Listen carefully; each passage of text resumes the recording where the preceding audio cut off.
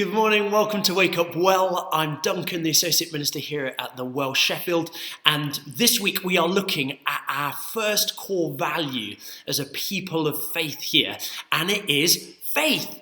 And we're going to jump straight in to Genesis chapter 12, verse 1 to 4. We're reading about Abraham, who elsewhere in the Bible is described as one of the great men of faith that we see in Scripture.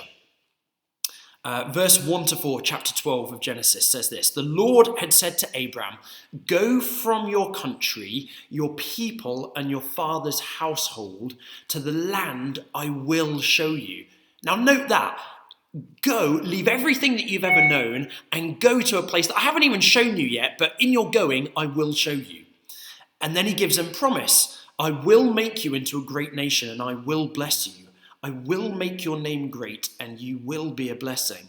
I will bless those who bless you, and whoever curses you, I will curse. And all peoples on earth will be blessed through you. So Abraham went as Yahweh had told him, and Lot went with him. Now, this is a staggering call upon him. As we're told in Hebrews 11, it explained by this. Hebrews 11 verse 8 says, "By faith, Abraham, when called to go to a place he would later receive as his inheritance, obeyed and went, even though he didn't know where he was going." Isn't that amazing? Faith actually doesn't need to have all the answers. That's precisely what faith is. We don't know exactly how everything is going to look, but we can have faith because we know the one who is calling us. And here's the thing, is faith isn't a blind thing. It's built upon relationship. And when we know the one who is calling us, then we know that when we follow whatever he's asking of us, that it will bring about good things.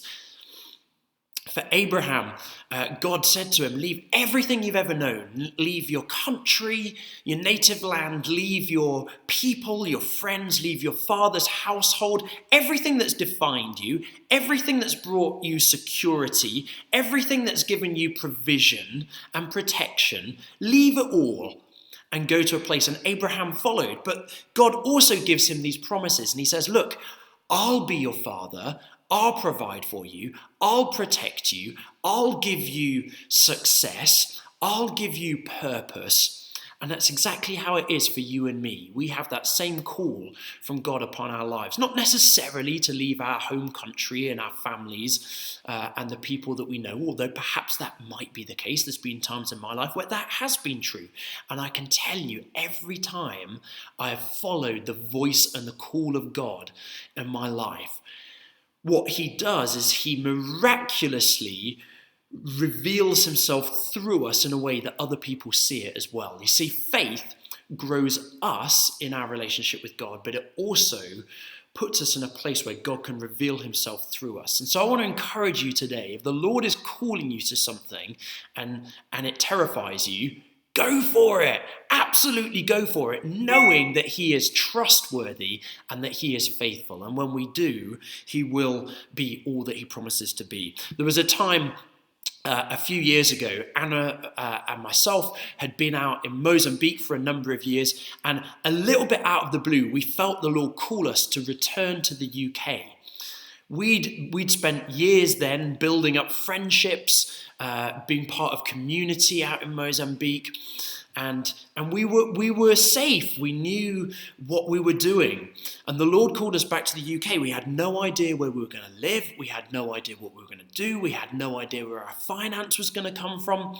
At this point, we'd been trying for children for 5 years, and we were returning with the promise. God had promised us that we would have kids. Anyway, we returned to the UK. Within a month of being back in the UK, being faithful to the call of God in our lives, Anna ended up getting pregnant.